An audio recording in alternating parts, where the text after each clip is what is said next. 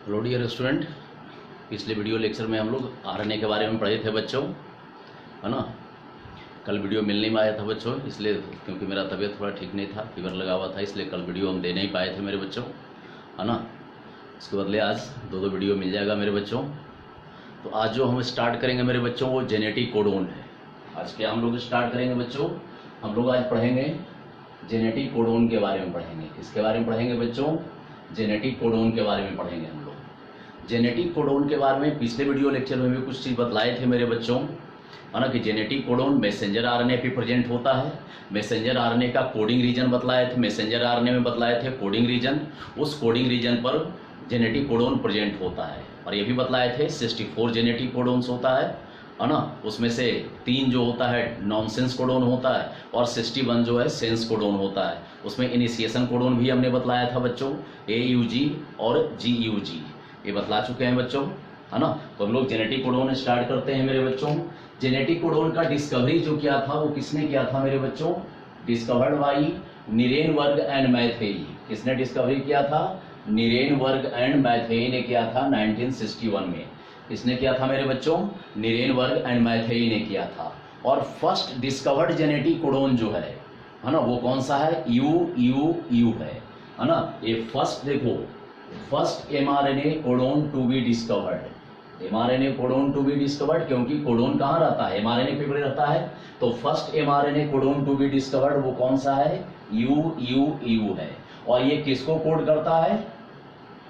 जितने भी कोडोन्स होते हैं मेरे बच्चों, वो सभी कोडोन्स एमिनो एसिड को कोड करता है। किसको कोड करता है? एमिनो एसिड को कोड करता है। तो ये कोडोन UUU ये किसको कोड करता है? फिनाइल एलानिन को कोड करता है। किसको कोड करता है? फिनाइल एलानिन को कोड करता है। तो फर्स्ट डिस्कवर्ड जेनेटिक कोडोन कौन सा हो गया? UUU हो गया इसमें, है ना। किसने डिस्कवरी किया है? नीरेनबर्ग एंड मैथेई ने डिस्कवरी किया है। जेनेटिक कोडोन का टर्म किसने दिया है मेरे बच्चों? Term genetic codon was given by, किसने दिया है? जॉर्ज गैमो ने दिया है। क्या किसने दिया है? जॉर्ज गैमो ने टर्म दिया है ना। ये टर्म किसने दिया है? जेनेटिक कोडोन जॉर्ज गैमो ने दिया है। अब जेनेटिक कोडोन कहते किसको है ना। जेनेटिक कोडोन्स देखो, ये क्या होता है? ये रिलेशनशिप होता है। किसके बीच का रिलेशनशिप होता है? सीक्वेंस ऑफ पॉलीपेप्टाइड चेन में सीक्वेंस ऑफ एमिनो एसिड होता है और डीएनए और एमआरएनए में न्यूक्लियोटाइड का सीक्वेंस होता है। जैसे देखना मेरे बच्चों, यहां पर क्या है? पॉलीपेप्टाइड चेन है ना। ये क्या है? पॉलीपेप्टाइड चेन है। पॉलीपेप्टाइड चेन में ये सब सारे क्या है? एमिनो एसिड है। पॉलीपेप्टाइड चेन किसका बना होता है? एमिनो एसिड का बना होता है। तो ये पॉलीपेप्टाइड चेन में क्या होता है? एमिनो एसिड होता है। और उसी के अनुसार क्या होता है? ये जेनेटिक कोडोन्स है, ये है ना। ये UG जैसा मैसेंजर आरएनए पर जेनेटिक कोडोन रहेगा, वैसा ही पॉलीपेप्टाइड चेन पे एमिनो एसिड रहेगा। तो ये दोनों के बीच में जो रिलेशनशिप होता है, इस रिलेशनशिप को ही क्या कहते हैं हम? जेनेटिक कोडोन कहते हैं। इस रिलेशनशिप को ही क्या कहते हैं हम? जेनेटिक कोडोन कहते हैं हम। जैसा मैसेंजर आरएनए, इस मैसेंजर आरएनए पर न्यूक्लियोटाइड का सीक्वेंस रहेगा, जैसे एक न्यूक्लियोटाइड, ये दूसरा, ये तीसरा, ये चौथा, ये पांचवा, ये छठा, ये इस तरह से न्यूक्लियोटाइड का सीक्वेंस है, जिसमें से 3 न्यूक्लियोटाइड मिलकर के एक जेनेटिक कोडोन बनाता है। 3 न्यूक्लियोटाइड मिलकर के क्या होता है? एक जेनेटिक कोडोन बनाता है। और जैसा जेनेटिक कोडोन रहेगा मैसेंजर आरएनए पर, उसी के अनुसार क्या होगा? यहाँ पर एमिनो एसिड रहेगा। जैसे यहाँ पर क्या होता है? इसमें यहाँ पर जो यहाँ पर कोडोन है AUG है, तो एमिनो एसिड क्या हो गया? मिथियोनिन। यहाँ पर UCU है जेनेटिक कोडोन, तो एमिनो एसिड क्या हो गया? सेरीन, है ना। UUU है तो क्या हो गया? Amino acid phenyl alanine, short form लिखे हुए हैं, methionine, serine, phenyl alanine. UAC है तो क्या हो जाएगा? टायरोसिन। ये सब क्या है? Tyrosine amino acid.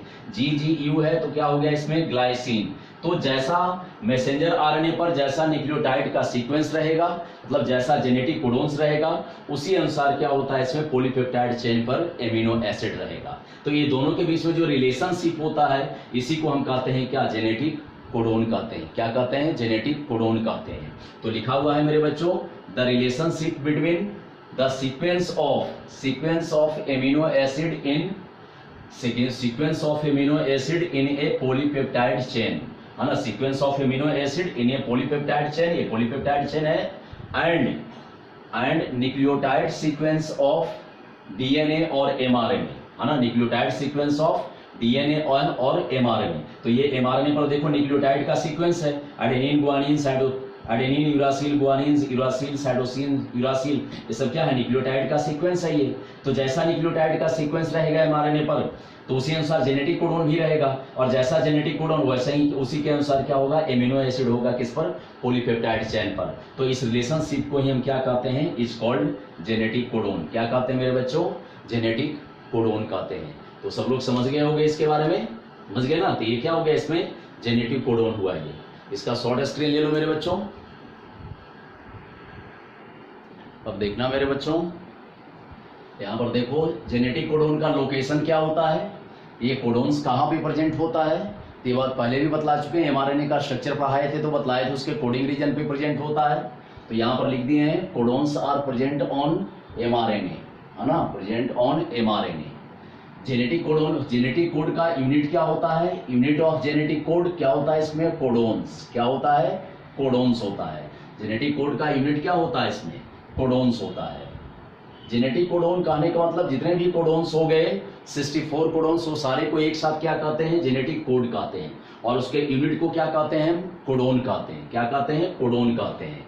अब ये कोडोन होता क्या है मेरे बच्चों, कोडोन क्या होता है, ये जो होता है इसमें nucleotide sequence on mRNA. Codon क्या होता है, codon is the nucleotide sequence on mRNA. देखो न्यूक्लियोटाइड सीक्वेंस ऑन एमआरएनए, ये न्यूक्लियोटाइड सीक्वेंस है, ये न्यूक्लियोटाइड सीक्वेंस होता है एमआरएनए पर, है ना। ये सब सारे क्या है, न्यूक्लियोटाइड सीक्वेंस है एमआरएनए पर। तो ये क्या होता है, न्यूक्लियोटाइड सीक्वेंस होता है एमआरएनए पर, विच कोड फॉर, जो कोड करता है किसको, particular amino acid, which code for particular amino acid. तो ये कोडोन क्या होता है, पार्टिकुलर एमिनो एसिड को कोड कर रहा है कि नहीं। जैसे UCU किसको कोड कर रहा है, सेरीन। यू किसको कोड कर रहा है, फिनाइलएलानिन। AUG किसको कोड कर रहा है, मिथियोनिन। UAC किसको कोड कर रहा है, टायरोसिन। तो ये कोडोन क्या होता है, न्यूक्लियोटाइड सीक्वेंस होता है।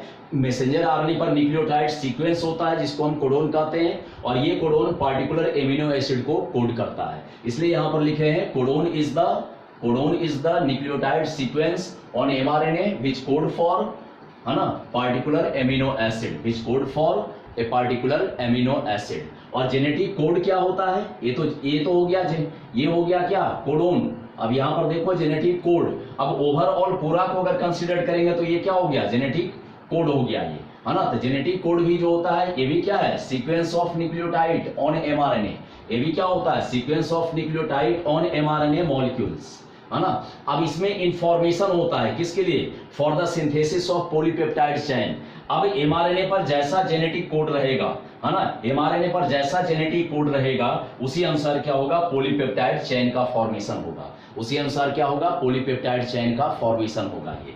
तो ये लिखे इसमें, genetic code is the sequence of nucleotide on mRNA molecule which contain information for the synthesis of polypeptide chain.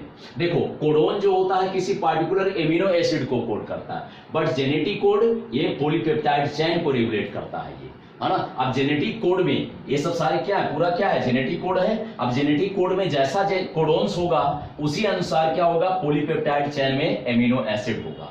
तो ये पूरा हो गया, ओवरऑल हो गया क्या, जेनेटिक कोड, और ये पूरा हो गया क्या, पॉलीपेप्टाइड चेन। तो जैसा जेनेटिक कोड्स होगा, है ना, उसी अनुसार क्या होगा, पॉलीपेप्टाइड चेन होगा। मतलब पॉलीपेप्टाइड चेन में उसी अनुसार क्या है, एमिनो एसिड होगा। बहुत सारे एमिनो एसिड मिलते हैं तो क्या बन जाते हैं, पॉलीपेप्टाइड चेन बन जाते हैं। तो कोडोन अगर देखते हैं, एक यूनिट को देखते हैं, तो यूनिट को क्या करेंगे, एक एमिनो एसिड को ही कंसीडर करेंगे यहाँ पर, है ना। तो ये कोडोन जो होता है किसी पार्टिकुलर एमिनो एसिड के लिए होता है, बट जेनेटिक कोड, ये जेनेटिक कोड जो होता है पूरे एमिनो एसिड के लिए होता है। एक पॉलीपेप्टाइड चेन में जितना एमिनो एसिड होता है वो सारे के लिए होता है ये। इसलिए जेनेटिक कोड जो होता है, देखो कोडोन भी है nucleotide sequence on mRNA, genetic code भी है sequence of nucleotide on mRNA, but ये क्या होता है, कोडोन एक पार्टिकुलर एमिनो एसिड के लिए होता है, but code contain information for the synthesis of polypeptide chain, है ना। तो जेनेटिक कोडोन क्या होता है, इसमें पॉलीपेप्टाइड चेन के लिए होता है ये, समझ गए इसको। तो ये होता है जेनेटिक कोड, और ये क्या हो गया, एक कोडोन हो गया, और ये क्या हो गया, कोड हो गया ये। अब यहां पर देखना, ये डीएनए मॉलिक्यूल में इंफॉर्मेशन यहां पर लिखे हुए हैं, DNA contain information for the synthesis of any type of polypeptide chain, है ना। अब पॉलीपेप्टाइड चेन कैसा बनेगा, प्रोटीन कैसा बनेगा, ये इंफॉर्मेशन कहाँ होता है, डीएनए में होता है। क्योंकि डीएनए में से क्या बनता है, डीएनए में जब ट्रांसक्रिप्शन होता है तो आरएनए बनता है ना।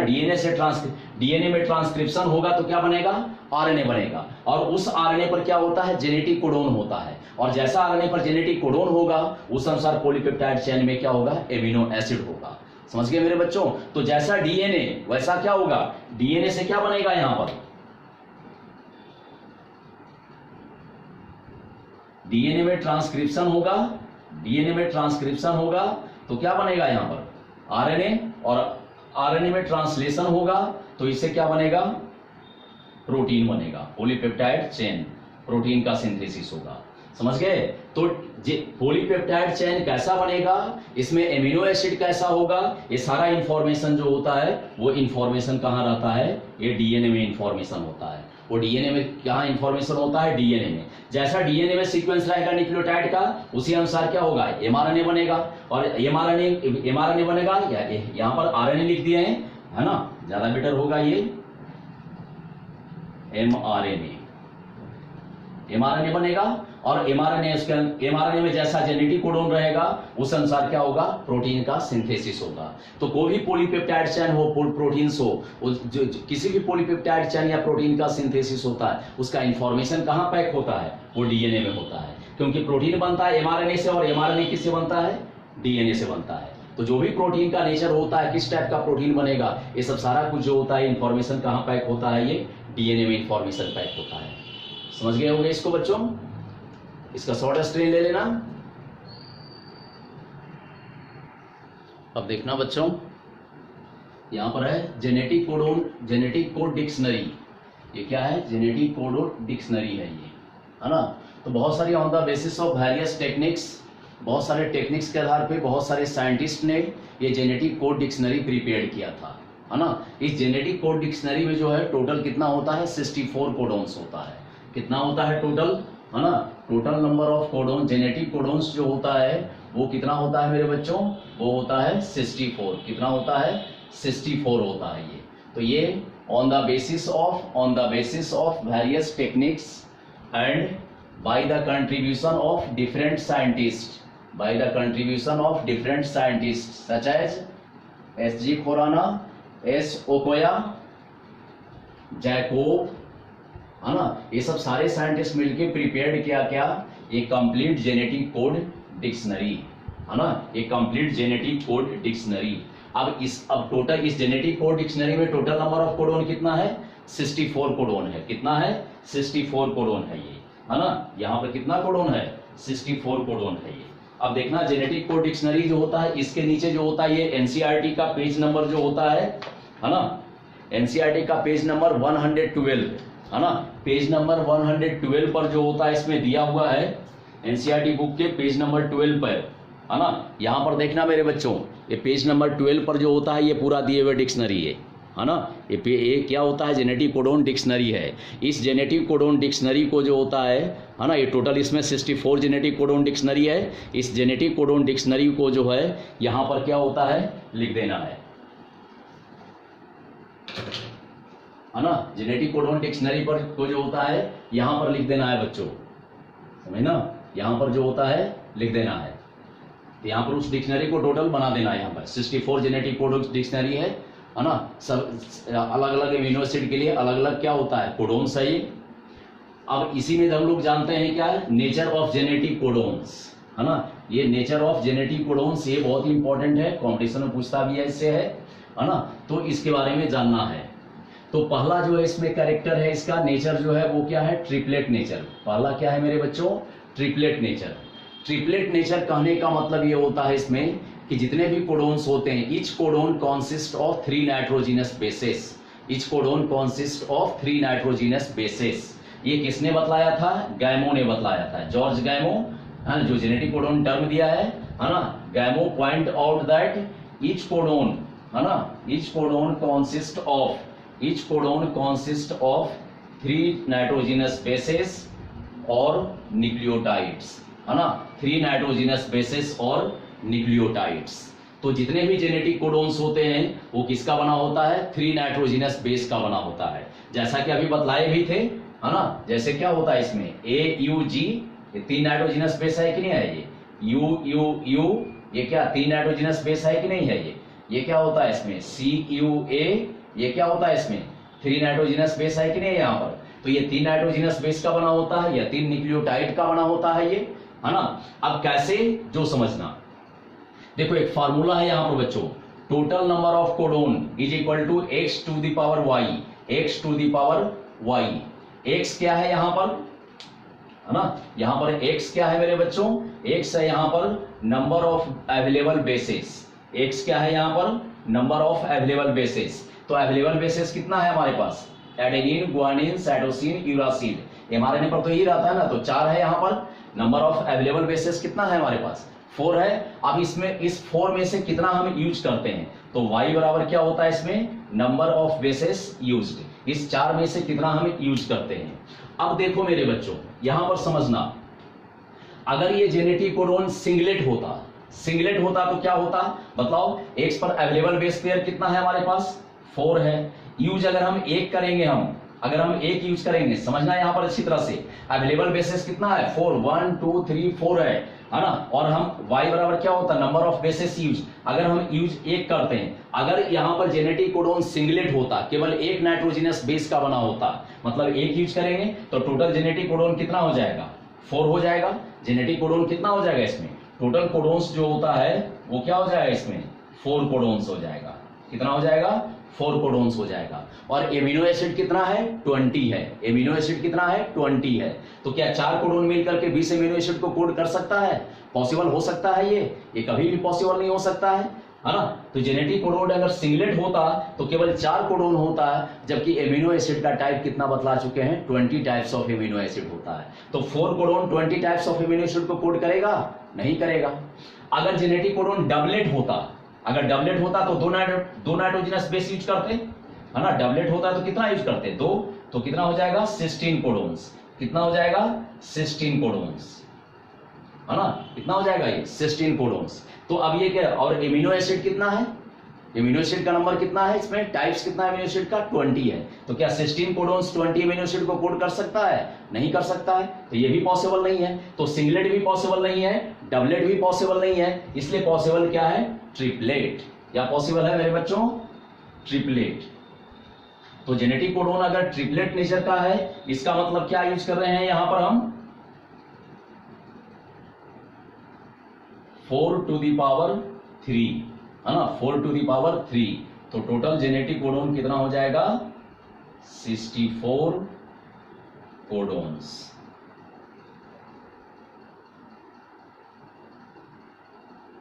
ये क्या हो गया 64 कोडोन्स हो गया। कितना कोडोन्स हो गया 64 कोडोन्स हो गया। तो जेनेटिक कोडोन ट्रिपलेट मतलब 3 नाइट्रोजनस बेस यूज करेंगे हम, y बराबर क्या है नंबर ऑफ बेसेस यूज्ड, तो 3 नाइट्रोजनस बेस यूज करेंगे तो क्या हो जाएगा ट्रिपलेट नेचर। तो 3 नाइट्रोजनस बेस यहां पर यूज कर ही रहे, देखो 3 नाइट्रोजनस बेस है। जब 3 नाइट्रोजनस बेस यूज करते हैं तो कितना हो गया 64 कोडोन्स। अब ये 20 एमिनो एसिड को आराम से कोड कर सकता है ना। 20 एमिनो एसिड कितना, एमिनो एसिड का टाइप्स कितना होता है 20 ही होता है, और कोडोन्स कितना हो गया 64। तो ये आराम से क्या होता है इसमें कोड कर सकता है ये। इसलिए इससे प्रूफ हो गया कि जेनेटिक कोडोन्स आर क्या होता है ट्रिपलेट नेचर। क्या होता है ट्रिपलेट नेचर। ट्रिपलेट नेचर कहने का मतलब each codon consist of 3 nitrogenous bases और न्यूक्लियोटाइड्स। 3 नाइट्रोजनस बेसेस, देखो यहां पर 1 2 3 1 2 3 1 2 3 3 नाइट्रोजनस बेसेस का बना होता है। तो ये ट्रिपलेट नेचर। ट्रिपलेट नेचर कैसे हो गया, इससे प्रूफ हुआ यहां पर, है ना। सिंगलेट होता तो 4 कोडोन बनता, डबलेट होता तो क्या होता 16 कोडोन बनता, और ये 4 कोडोन 16 कोडोन ये दोनों में से कोई क्या होता है 20 एमिनो एसिड को कोड नहीं कर पाता। तो इसलिए ट्रिपलेट हुआ तो कितना हो गया 64 कोडोन्स। अब 64 कोडोन्स आसानी से क्या होता है 20 एमिनो एसिड्स को कोड करता है ये। अब ये 64 कोडोन्स में जो है मेरे बच्चों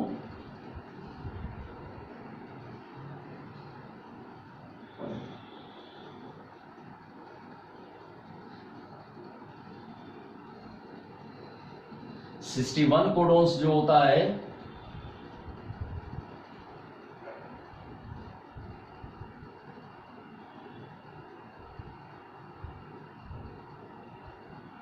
ये सेंस कोडोन है।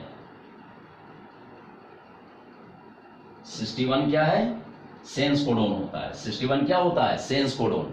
और 3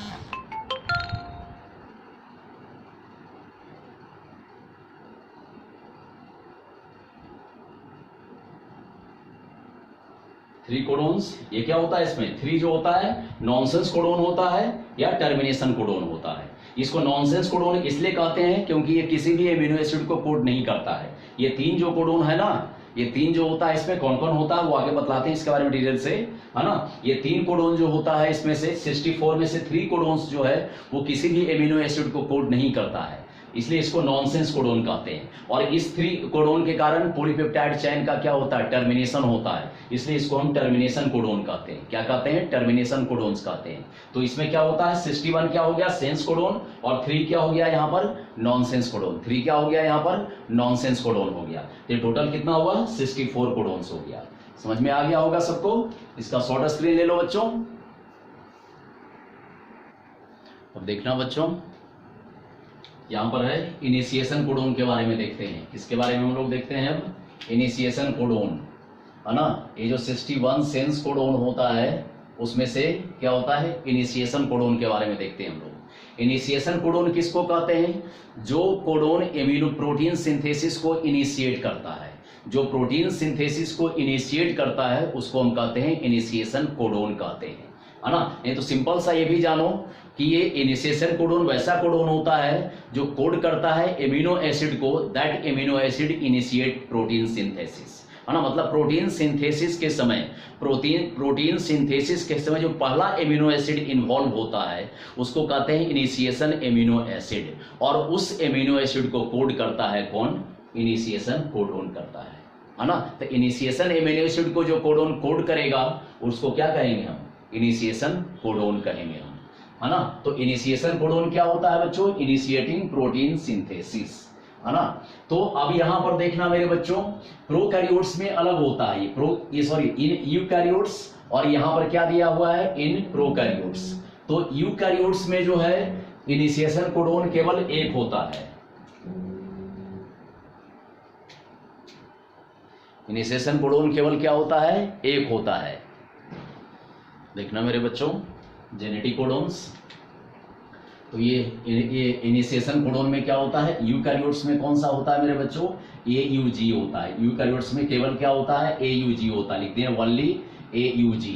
और ये AUG किसको कोड करता है, मिथियोनिन एमिनो एसिड को कोड करता है। किसको कोड करता है, मिथियोनिन को कोड करता है। तो यूकैरियोट्स में केवल AUG होता है, और प्रोकैरियोट्स में AUG और GUG, एंड GUG कभी नहीं होगा, जब भी होगा तो और GUG होगा, है ना। तो यूकैरियोट्स में केवल और केवल क्या होता है, AUG होता है, और ये कोड करता है किसको, मिथियोनिन एमिनो एसिड को। और ये मिथियोनिन एमिनो एसिड क्या है, इनिशिएशन एमिनो एसिड है। ये क्या है, इनिशिएशन एमिनो एसिड है ये। तो यूकैरियोट्स में इनिशिएशन कोडोन केवल और केवल क्या होता है, AUG होता है, जो कोड करता है किसको, मिथियोनिन एमिनो एसिड को कोड करता है। और प्रोकैरियोट्स में AUG भी होता है और GUG भी होता है, और ये कोड करता है किसको, N-फॉर्माइल मिथियोनिन को।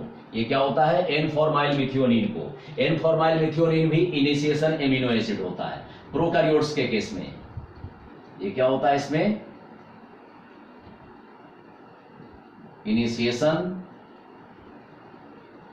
एमिनो एसिड, है ना, इनिशिएशन एमिनो एसिड। तो इनिशिएशन एमिनो एसिड प्रोकैरियोट्स में हो गया N-फॉर्माइल मिथियोनिन, और यूकैरियोट्स में हो गया क्या, मिथियोनिन। अब देखो initiation codon, initiation amino acid, ये सबको दोबारा फिर दिखाने नहीं जाएंगे बच्चों, याद रखना यहां पर ही, है ना, क्योंकि प्रोटीन सिंथेसिस जब पढ़ाएंगे तो वहां पर इसका यूज होगा, है ना।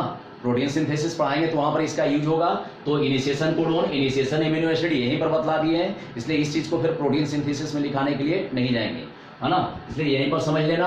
तो अब यहां पर समझना मेरे बच्चों कि AUG प्रोकैरियोट्स में क्या होता है, AUG और GUG। ये GUG इनिशिएशन कोडोन की तरह तभी काम करता है जब AUG डिलीट हो जाता है ना। और क्यों डिलीशन का चांसेस है, मैसेंजर आरएनए पढ़ाए थे तो बतला चुके हैं मेरे बच्चों।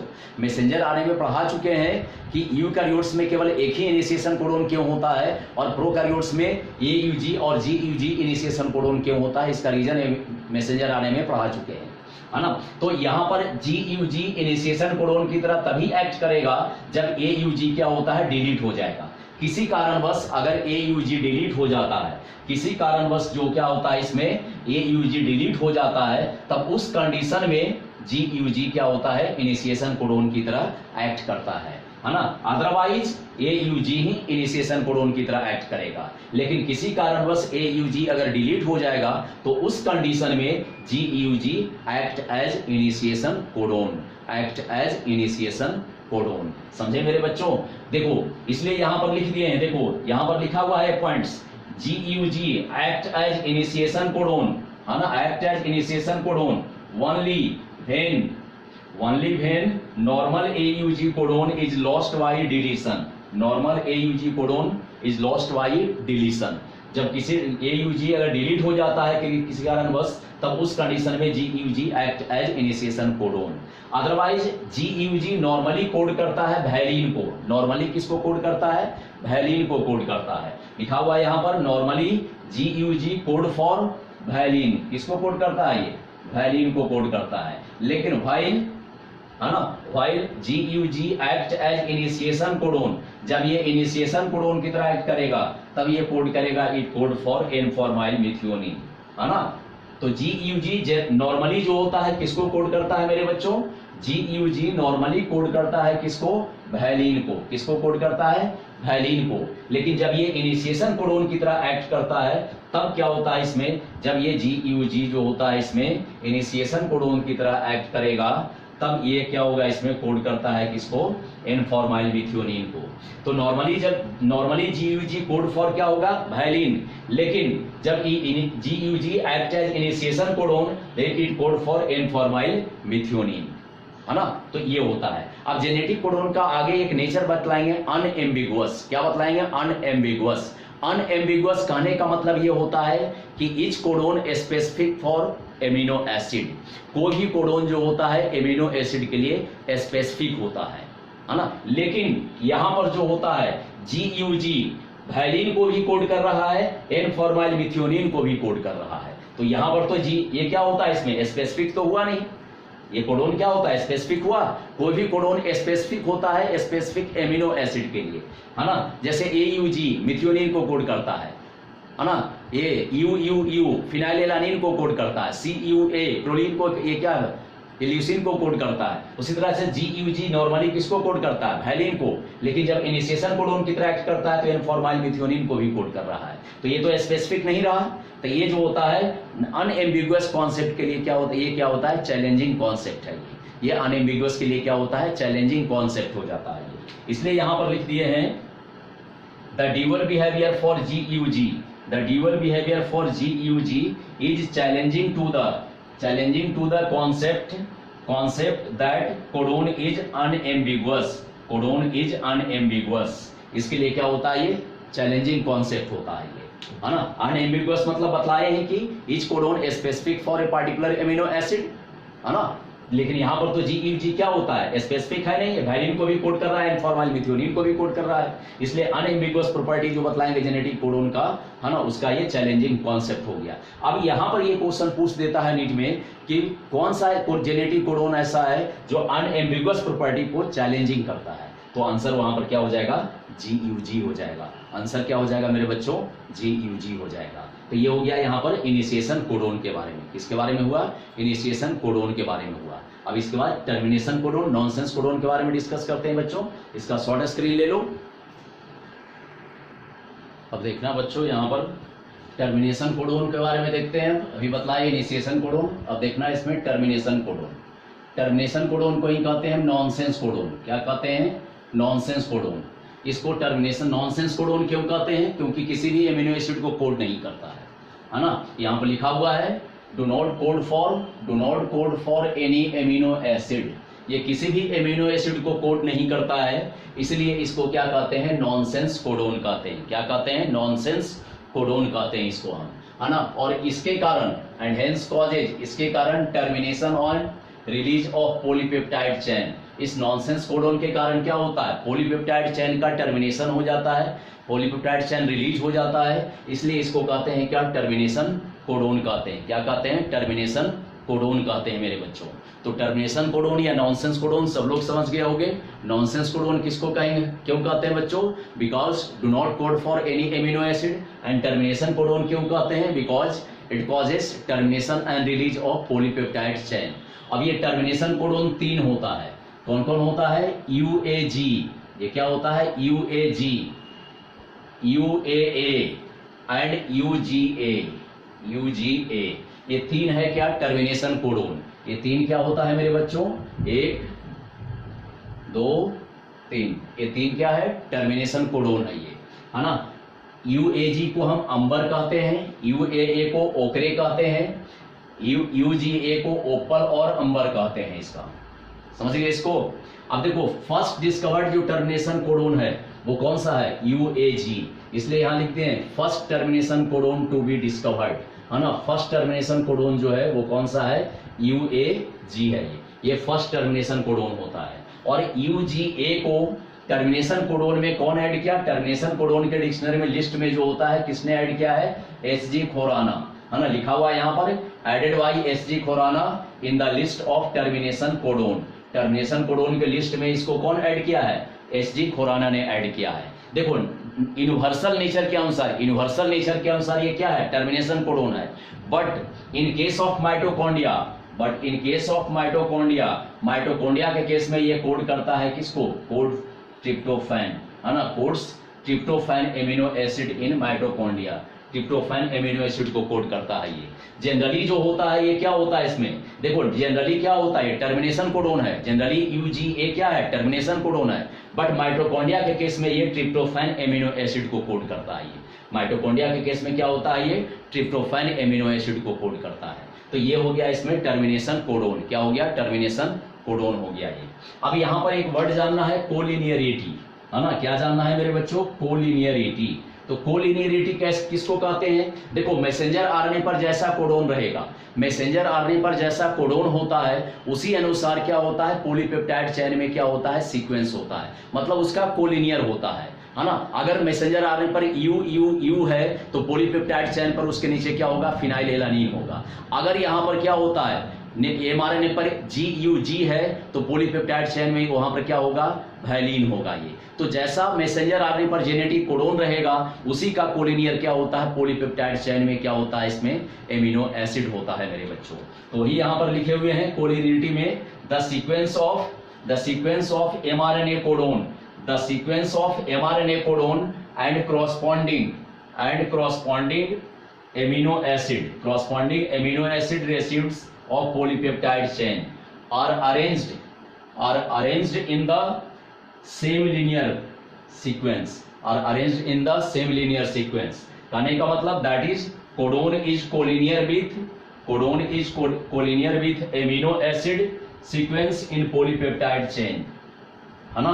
कोडोन क्या होता है, कोलिनियर होता है किसका, amino acid sequence in polypeptide chain. तो इसी को हम क्या कहते हैं, कोलिनियरिटी कहते हैं। क्या कहते हैं मेरे बच्चों, कोलिनियरिटी कहते हैं। तो ये बोर्ड एग्जाम में पूछ सकता है ना, व्हाट इज कोलिनियरिटी, 2 मार्क्स में क्वेश्चन पूछ सकता है बोर्ड एग्जाम में। तो ये यहाँ पर लिखना होगा, समझ गए मेरे बच्चों। तो ये यहाँ पर हो गया क्या, तो यहाँ तक क्या हुआ, ट्रिपलेट नेचर। पहला कैरेक्टर जो है पर नेचर ऑफ जेनेटिक कोडोन में पहला हुआ, यहाँ पर क्या होता है इसमें, ट्रिपलेट नेचर। तो इसका शॉर्ट स्क्रीन ले लेना मेरे बच्चों। अब देखना नेक्स्ट कैरेक्टर मेरे बच्चों,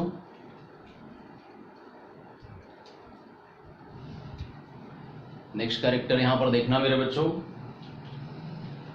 देखो नेक्स्ट क्या है, डीजेनरेसी। क्या है यहाँ पर, डीजेनरेसी है यहाँ पर। डीजेनरेसी कहने का मतलब ये होता है मेरे बच्चों कि more than one codons to determination for a particular amino acid, है ना। एक एमिनो एसिड को डिटरमाइन करने के लिए, है ना, एक से ज्यादा कोडोन प्रेजेंट होता है। अब देखो मेरे बच्चों, जैसे ल्यूसीन के लिए कितना होता है, 6 कोडोन। ल्यूसीन के लिए कितना है 6 codon, UUA, UUG, CUC, CUG, CUC and CUA। अब देखो मेरे बच्चों यहां पर है ना, अगर सारे के सारे कोडोन्स अगर अलग अलग एमिनो एसिड को कोड करता तो कितना एमिनो एसिड होता है 6 एमिनो एसिड होता है ना, कितना होता है 6 एमिनो एसिड होता है। अब ये 6 मिलकर के केवल एक ही एमिनो एसिड को कोड कर रहा है, तो 5 तो क्या हो गया डीजेनरेट हो गया, यहाँ पर 5 क्या हो गया डीजेनरेट। तो इसी को हम कहते हैं क्या डीजेनरेसी कहते हैं, क्या कहते हैं डीजेनरेसी कहते हैं हम, है ना। अगर ये देखो यहाँ पर ल्यूसीन क्या होता है 6 कोडोन के द्वारा कोड किया जाता है, यहाँ सेरीन भी देखो, सेरीन कितने द्वारा कोड किया जाता है 6 कोडोन के द्वारा कोड किया जाता है। यहाँ पर लिखा हुआ है इसमें ये सब सारे क्या है कोडोन्स है, ये 6 कोडोन्स है यहाँ पर, है ना। ये क्या हो गया इसमें कोडोन्स हो गया, ये है कि नहीं है यहाँ पर। तो ये क्या सेरीन क्या होता है ल्यूसीन 6 कोडोन के द्वारा कोड किया जाता है। अगर ये 6 कोडोन अलग अलग एमिनो एसिड को कोड करता हो तो 6 एमिनो एसिड हो जाता है ना। लेकिन यहाँ पर सारे 6 कोडोन्स जो होता है केवल एक ही एमिनो एसिड को कोड कर रहा है, तो 5 क्या हो गया डीजेनरेट कर गया यहाँ पर, तो इसलिए इसको क्या कहते हैं डीजेनरेसी कहते हैं। तो डीजेनरेसी कहने का मतलब जो होता है इसमें more than 1 codon to determination for a particular amino acid, किसी एक पार्टिकुलर एमिनो एसिड को एक से ज्यादा कोडोन क्या होता है कोड करता है। अब बहुत सारे एमिनो एसिड ऐसे होते हैं जिसके लिए केवल एक ही कोडोन होता है, जैसे मिथ्योनिन के लिए केवल एक ही होता है AUG, है ना। मिथ्योनिन के लिए केवल क्या होता है एक ही होता है AUG होता है वो। अब प्रोलीन को देख लो, प्रोलीन के लिए क्या होता है 4 कोडोन होता है CCA, CCG, CCC, CCU, है ना, ये यहां पर है। अब इसमें एक चीज देखना मेरे बच्चों, एक चीज यहां पर गौर करना मेरे बच्चों, देखो जो काउंटिंग करते हैं इधर से करते हैं first second third, first second third, first second third, तो यहां पर देखना जो भी चेंज है वो थर्ड पोजीशन पर चेंज है, जो भी चेंज है देखना यहां पर क्या है, तो एक से ज्यादा अगर कोडोन है ना, किसी एक एमिनो एसिड के लिए एक से ज्यादा कोडोन है तो वो सारे कोडोन केवल थर्ड पोजीशन पर ही डिफरेंट है। जैसे यू फर्स्ट सेकंड दोनों का सेम है, यहां भी यू है, यहां भी यू है, तो डिफरेंट केवल किस पे है थर्ड पे है। यहां पर ए है, यहां पर जी है। यहां पर देखो फर्स्ट सेकंड पर CU, फर्स्ट सेकंड पर CU, फर्स्ट सेकंड पे CU, फर्स्ट सेकंड पे CU, और थर्ड पर यहां पर क्या U, यहां पर थर्ड पे G, यहां पे थर्ड पे क्या है C, यहां पे थर्ड पे क्या है A है। उसी तरह यहां पर देखना, यहां फर्स्ट सेकंड क्या है UC, फर्स्ट सेकंड क्या है UC, फर्स्ट सेकंड क्या है UC, फर्स्ट सेकंड क्या है UC, और थर्ड पर क्या है यहां पर U है, यहां G है, यहां क्या है A है, यहां क्या है C है। यहां पर देखना AG first second, AG first second, third पर यहां क्या है U है, थर्ड पर यहां क्या है C है। मतलब जो भी डिफर हो रहा है तो केवल किस में डिफर हो रहा है थर्ड पोजीशन पर डिफर हो रहा है। इसका जो काउंटिंग किया जाता है फर्स्ट सेकंड थर्ड इस तरह से किया जाता है, तो ये थर्ड पर केवल डिफरेंट होता है। ये यहां पर भी देख लो CCA फर्स्ट सेकंड, CC देखो CC first second, CC first second, CC first second, CC first second, third पर क्या है A है, थर्ड पर G है, थर्ड पर C है, थर्ड पर U है। तो यहां पर केवल क्या होता है थर्ड पर चेंज हो रहा है। तो ये डीजेनरेसी जो होता है जेनेटिक कोडोन का, है ना, डीजेनरेसी ऑफ जेनेटिक कोडोन्स जो है मेरे बच्चों, ये डीजेनरेसी ऑफ जेनेटिक कोडोन्स जो होता है वो रिलेटेड केवल किससे है थर्ड पोजीशंस पे। ये किससे रिलेटेड है थर्ड पोजीशंस, मतलब 3 एंड ऑफ ट्रिपलेट कोडोन, है ना, ऑफ द कोडोन। तो इस थर्ड बेस को क्या कहते हैं उबली बेस कहते हैं। ये जो थर्ड बेस है इस थर्ड बेस को हम क्या कहते हैं, third base is described as wobble base. Third base को क्या कहते हैं हम उबली बेस कहते हैं। समझ गए मेरे बच्चों। तो डीजेनरेसी जो रिलेटेड होता है, अब ये क्वेश्चन पूछ देगा कि डीजेनरेसी रिलेटेड विथ, है ना, डीजेनरेसी रिलेटेड विथ क्या होता है फॉलोइंग कोडोन्स, तो क्या ये फॉलोइंग नाइट्रोजिनस बेस, तो क्या हो जाएगा इसमें third position nitrogenous base, nitrogenous base present on third position. तो थर्ड पोजीशंस पर जो नाइट्रोजिनस बेस प्रेजेंट है उसी से क्या होता है डीजेनरेसी रिलेटेड है, क्योंकि सब देख रहे हो डिफर केवल किस पे है थर्ड पोजीशंस पे है ये। तो इसी को हम क्या कहते हैं डीजेनरेसी कहते हैं। क्या कहते हैं मेरे बच्चों डीजेनरेसी कहते हैं इसको हम। अब नेक्स्ट कैरेक्टर इसका है, तो ये तो सेकंड कैरेक्टर हो गया डीजेनरेसी। सेकंड कैरेक्टर, पहला कैरेक्टर क्या था ट्रिपलेट नेचर, दूसरा कैरेक्टर क्या हुआ डीजेनरेसी, तीसरा कैरेक्टर क्या है कॉमालेस है, तीसरा कैरेक्टर क्या है इसमें है इसका है नेचर कॉमालेस है। मतलब जेनेटिक कोडोन जो होता है कंटिन्यूअस होता है। जेनेटिक कोडोन क्या होता है कंटिन्यूअस होता है, बीच में कोई पंक्चुएशन नहीं। जैसे यहां पर देखो ये UG ये हो गया, इसमें ये जेनेटिक कोडोन क्या होता है इस तरह से दिए हैं हम, इस तरह से दिए हुए हैं, है ना। तो कहीं कोई पंक्चुएशन है, कहीं कोई पंक्चुएशन नहीं दिए, कॉमा नहीं दे सकते हैं। क्यों नहीं कॉमा दे सकते हैं, जो समझो। अगर किसी कारणवश ये यहां से डिलीट कर गया, अगर किसी कारणवश ये यहां से डिलीट कर गया, सपोज दैट ये यहां से डिलीट कर गया, तब उस कंडीशन में जो होता है फिर ये तीन मिलकर के एक जेनेटिक कोडोन बना देगा। ये तीन मिलकर के क्या होगा, एक जेनेटिक कोडोन बना देगा। समझ गए मेरे बच्चों।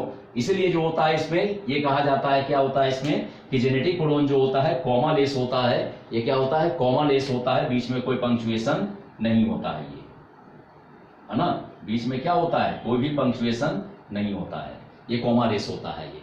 समझ गए। तो ये नेक्स्ट कैरेक्टर क्या हो गया, इसमें कॉमा लेस हो गया। तो यहां पर है genetic codons are continuous and no punctuation are present between two codons. दो कोडोन्स के बीच में कभी भी कॉमा नहीं दे सकते हैं। क्यों, क्योंकि अभी बतलाए कि अगर किसी कारणवश अगर ये दोनों डिलीट कर जाता है तो ये तीन मिलकर के एक कोडोन बना लेगा। अगर मान लिया यहां से यहां तक की अगर डिलीट कर गया, यहां से यहां तक के डिलीट कर गया, तो फिर ये तीन मिलकर के एक कोडोन बना लेगा ये।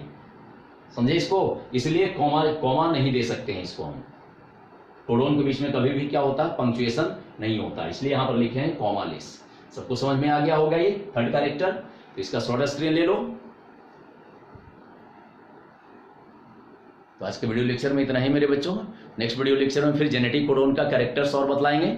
अभी और भी इसका एनिमिगस कैरेक्टर्स है, इसमें है ना, स्पेसिफिक नेचर है ना, बहुत सारे और भी कैरेक्टर्स हैं, उसके बारे में बतलाएंगे। फिर उबल हाइपोथेसिस के बारे में बतलाएंगे बच्चों। देन उसके बाद ट्रांसक्रिप्शन स्टार्ट करेंगे नेक्स्ट वीडियो लेक्चर में। समझ गए मेरे बच्चों। ओके बच्चों, टेक केयर।